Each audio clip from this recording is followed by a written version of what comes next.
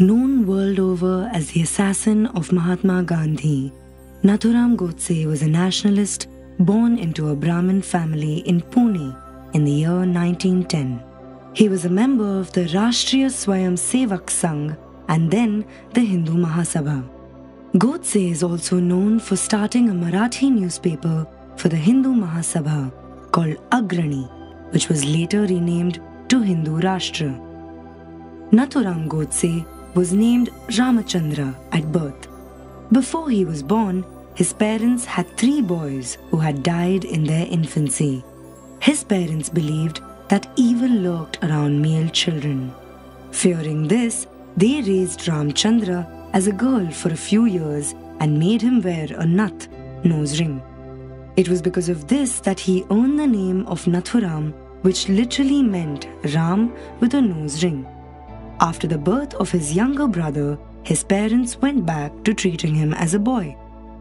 Proud of his culture and heritage, Nathuram Godse actively worked to abolish untouchability and caste system. During his college days, Nathuram joined the Rashtriya Swayam Sevak Sangh and its wing of anti-caste movements and maintained that all Hindus were of equal status irrespective of the caste they were born into.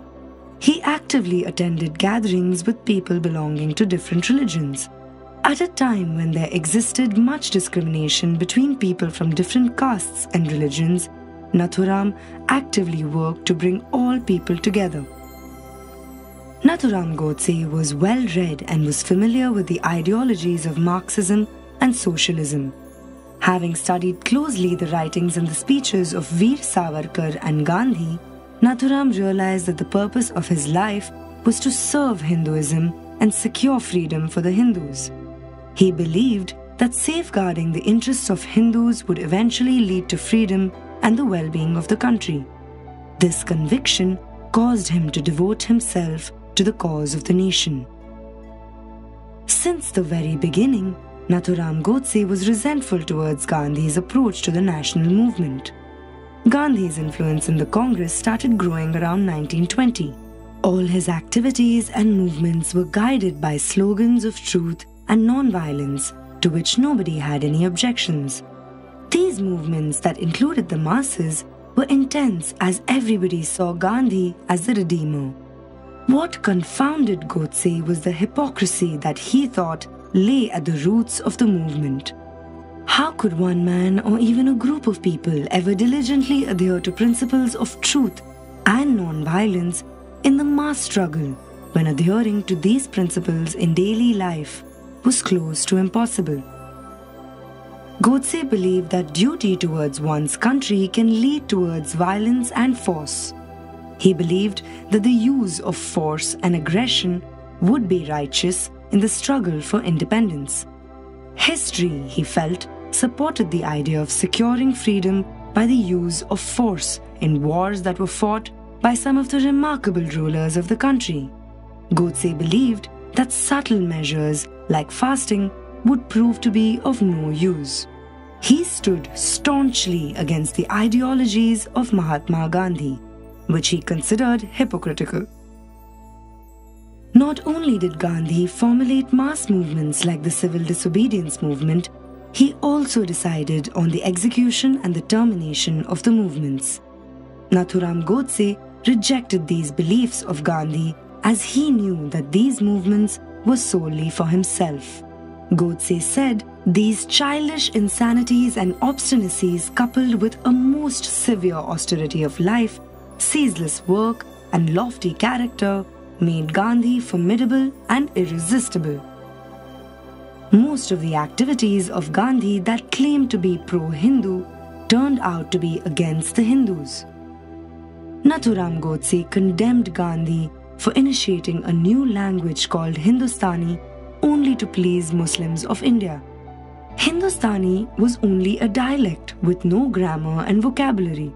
Gandhi insisted that Hindustani be the national language instead of Hindi. Godse resented this experiment as he felt it was being initiated at the expense of the Hindus. The national struggle reached its climax with the partition of the country. The decades of struggle led by Gandhi who preached Hindu-Muslim unity, finally ended with the partition of the country into India and Pakistan. This event escalated matters and angered Godse, who was convinced that Gandhi had to be stopped. He believed that Gandhi had failed in his duty by consenting to the partition of the country. For example, Godse felt that while Gandhi fasted when Hindu refugees occupied mosques in Delhi, he did not raise a voice when Hindus were mistreated by Muslims in what is now Pakistan. Godse squarely criticized Gandhi for this. All these events proved to Godse that Gandhi was leading the country towards certain disaster. He was being an impediment to the growth of the nation. Thus, on 30th January 1948, Godse shot Gandhi and killed him, disregarding the fact that his future would be ruined and that he would be hated for generations to come. To him, his moral duty was more important than his life. He knew that without Gandhi, the country would be more practical in its approaches and would be powerful with its own armed forces.